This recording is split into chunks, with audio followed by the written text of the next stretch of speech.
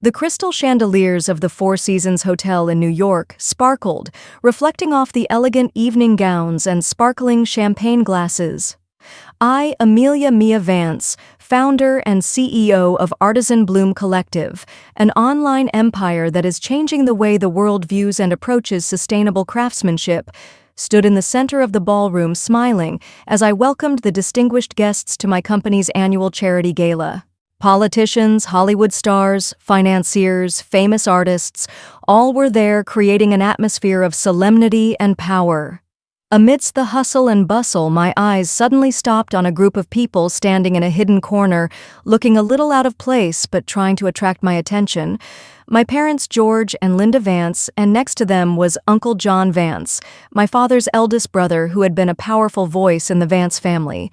With them were a few aunts and uncles whom I had not seen for nearly 15 years. Their faces no longer had the stern, judgmental look of the past, but instead were cheerful, a somewhat forced smile, and a calculating look in their eyes. The Vance family. The people who had gathered in the cozy but oppressive living room of my grandmother's house on a fateful Sunday afternoon, loudly declaring that I, Amelia Vance, was a disgrace to the family, a thoughtless runaway daughter, simply because I had dared to reject the prestigious university path that they had laid out for every child in the family.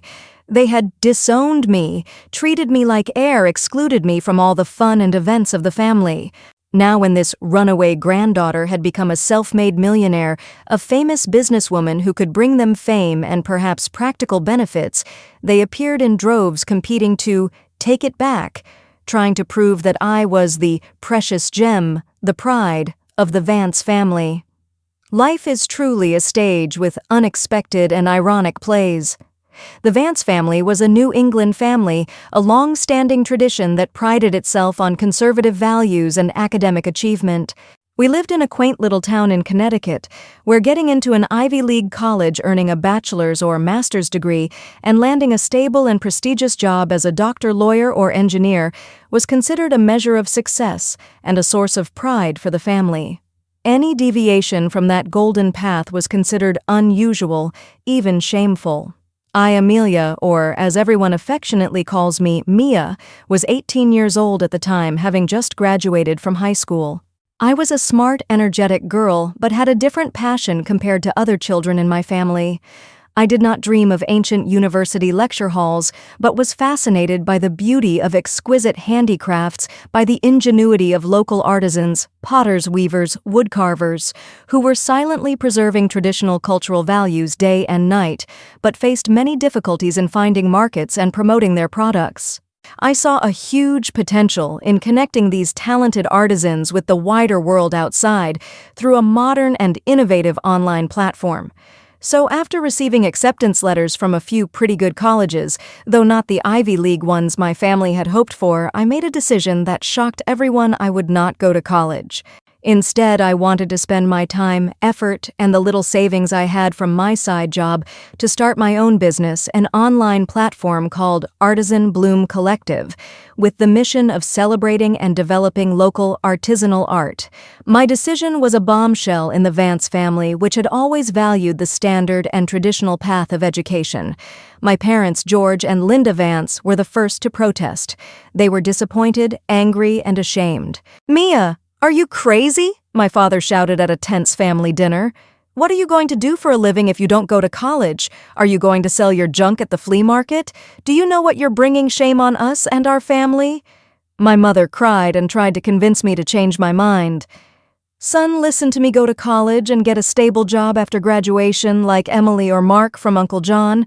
That's the only way to have a secure life and a future. Don't dream anymore."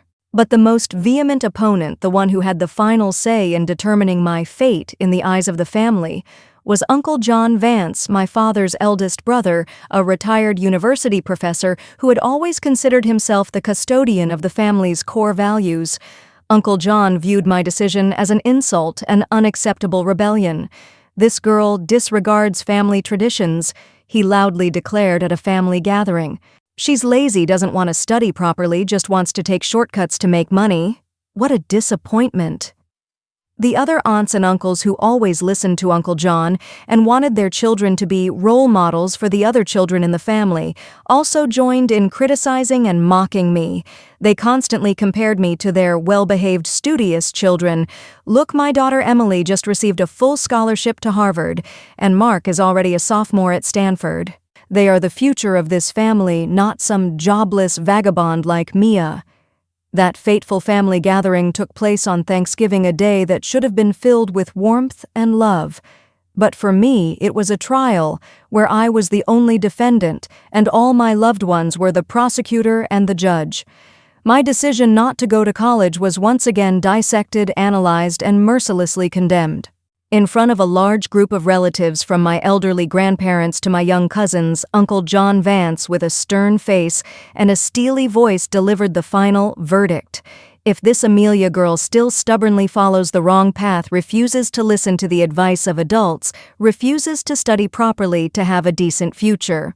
He looked straight at me, his eyes cold. Then from today, the Vance family will no longer have a granddaughter named Amelia Vance. She will be a shame, a stain on our entire family. We will not accept someone who ruins the reputation that our ancestors worked so hard to build. Uncle John's words were like sharp knives stabbing straight into my young heart. Tears welled up in my eyes, but I tried to hold them back, not letting them see my weakness. Others in the family did not miss the opportunity to add fuel to the fire. "Without a university degree, what good can you do?" one aunt sarcastically said. "You will soon fail miserably and have to ask your family for money again." Another uncle pouted. "Don't you dare come back here after you fail and shamelessly depend on everyone." Another aunt concluded with a contemptuous tone. My parents at first tried to say a few words to defend their daughter weakly, but under the great pressure of the whole family and my stubbornness in not changing my decision, they gradually became silent. They did not dare to confront Uncle John, did not dare to go against the wishes of the whole family. They chose to bow their heads, accept the fate of their unruly daughter, and even agreed with the criticisms to save face for themselves so as not to be considered unable to raise children.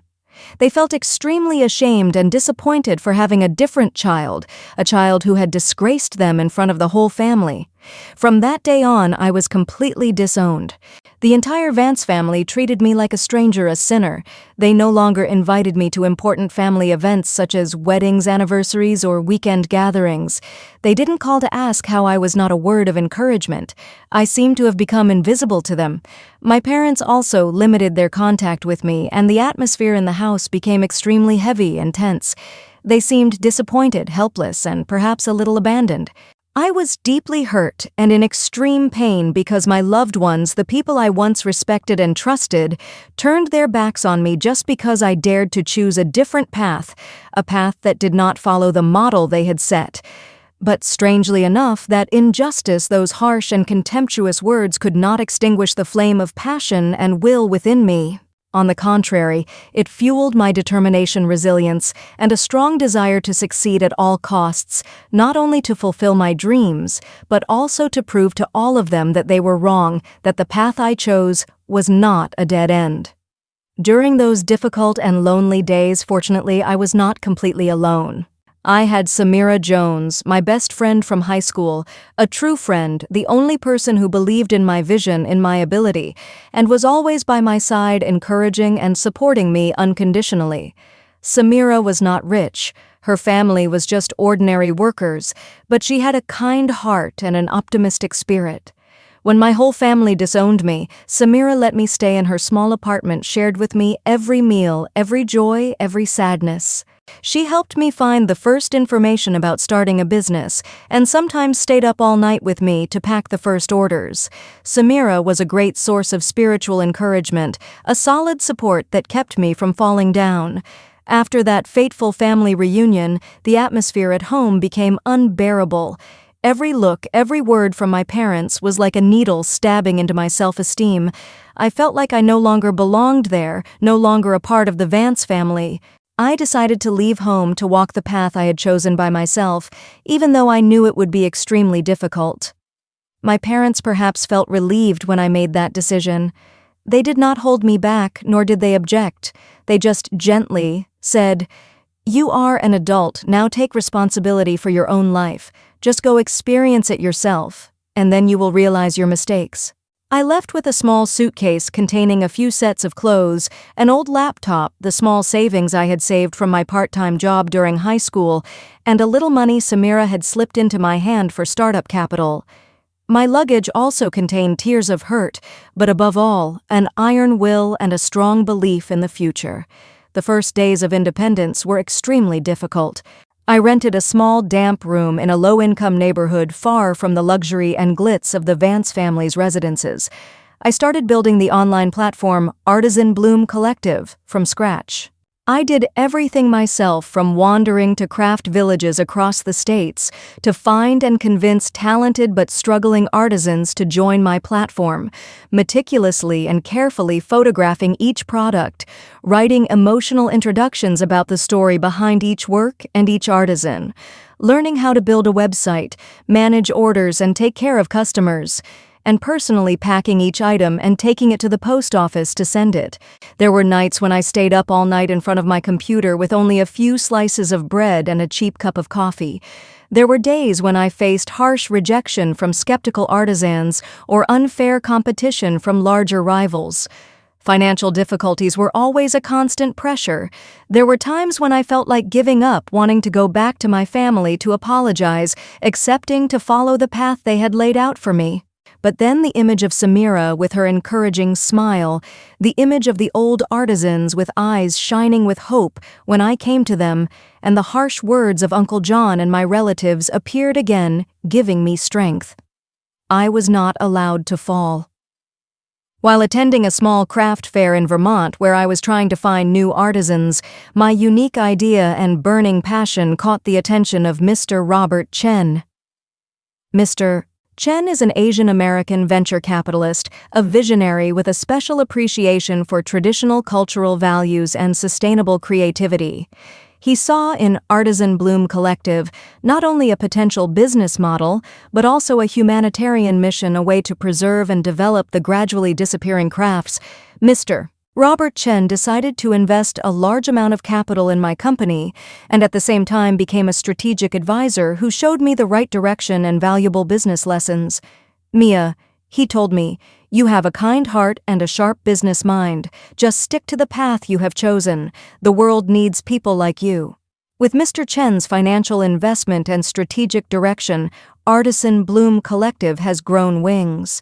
Our platform has grown rapidly, attracting thousands of artisans from across the United States and many other countries around the world. Millions of customers have come to us to own unique, high-quality, handcrafted products that are imbued with a personal touch and cultural story. My company not only provides a stable income and a better life for thousands of artisans, helping them promote their products to the global market, but also plays an important role in preserving, maintaining, and developing traditional crafts that are at risk of being lost. We also expand into related fields such as organizing handicraft workshops, building cultural tours to experience craft villages, and investing in other e-commerce projects with sustainability and social responsibility criteria. And then Artisan Bloom Collective became a real empire, a brand worth hundreds of millions of dollars, a name known and admired all over the world. And I, Amelia Mia Vance, the girl who was once disowned and chased away by her entire family for the crime of not going to college, became a self-made millionaire, a young entrepreneur with great influence, an inspiration for millions of young people who dare to think differently, dare to do differently, dare to follow their own path. I was invited to speak at major economic forums, received many prestigious awards for innovation, social responsibility, and the leadership role of women in business. And now, at this lavish charity gala hosted by the Artisan Bloom Collective, the people who once turned their backs on me, the people who once considered me an embarrassment, were standing there trying to jostle to get close to me, to shake my hand, to take a photo with me. My parents, George and Linda Vance, looked older, but also somewhat relieved. Uncle John Vance, who had loudly declared that he had disowned me, was now the most active. He tried to take my hand and introduce me to his rich, powerful friends with a proud voice as if I were his great achievement. Here, let me introduce to you my beloved niece, Amelia Vance, a talented, intelligent, and extremely successful young businesswoman. She is the pride of the entire Vance family. Bachins. The other aunts also gathered around, praising and exclaiming, as if they had never said those harsh, contemptuous words to me in the past. They tried to recall distant memories, vague family connections to prove that they always loved and trusted me. Seeing their 180-degree change in attitude, I didn't feel happy nor angry. There was only a little surprise at first, which quickly turned into a strange calmness. The pain of the past, although not completely gone, was no longer strong enough to hurt me.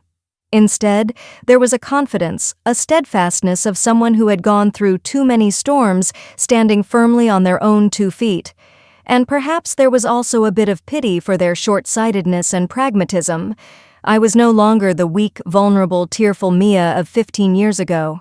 I kept my face professional and polite, a polite smile on my lips, but there was a distance and a hint of irony in my eyes that perhaps only observant people could detect. I didn't appear too happy, nor too surprised by their appearance. I greeted each person politely, but without being overly friendly or enthusiastic. When Uncle John Vance tried to show off me to his friends, I just smiled, then calmly but meaningfully replied, "I'm glad Uncle John still remembers this lost, futureless niece."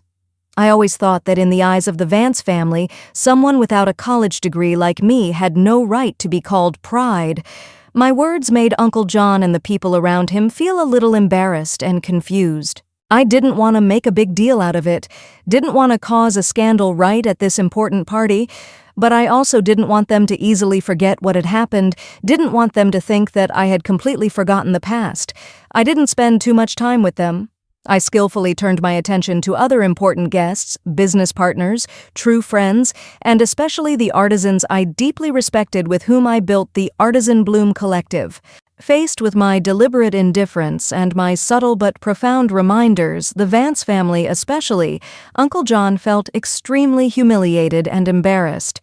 Their goal of infusing their reputation seeking benefits from my success, and perhaps even wanting to redeem easily, could not be achieved as they wished. My parents then tried to find an opportunity to talk to me privately.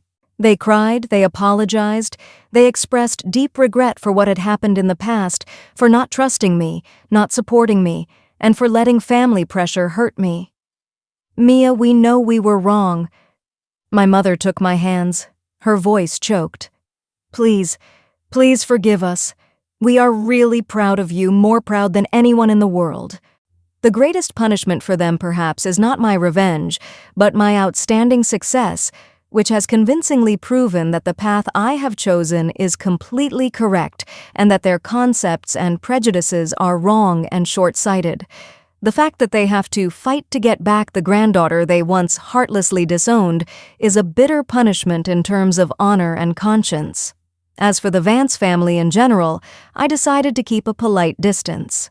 I would not let them exploit my fame or fortune for their own purposes. I might attend a few important family events as a formality, if invited sincerely and respectfully, but there would be no more close ties, no more ties.